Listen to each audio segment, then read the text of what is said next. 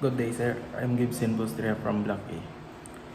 Vision: a leading local university known to develop excellent and virtuous professionals for both the local and the global community.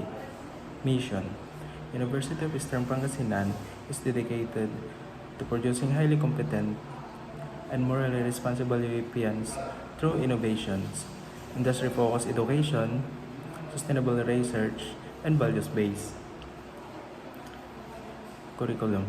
We commit to shaping ethical trailblazers, bringing our principle-centered culture defining our value of makajos, marunong and malinis, core values, uprightness, excellence, and passion.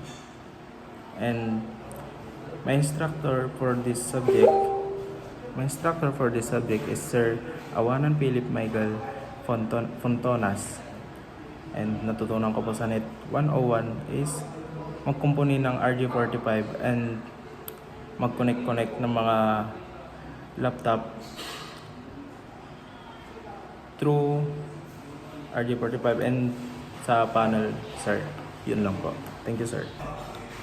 At ang natutunan ko pa sa Net 101 ay kung paano gamitin ang app na Cisco and paano to pagganahin.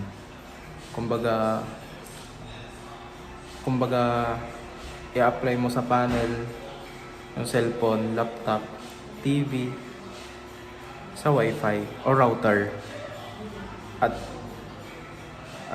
ang natutunan ko pa ay yung sa laptop, then gamit ang RJ45 wired, i-connect sa panel, and then yun nga about sa Cisco, ganon. Ngayon, na-apply ko na sa mismong mga ginagawa ko minsan, mga tutunan ko lately sa Net 101 na subject.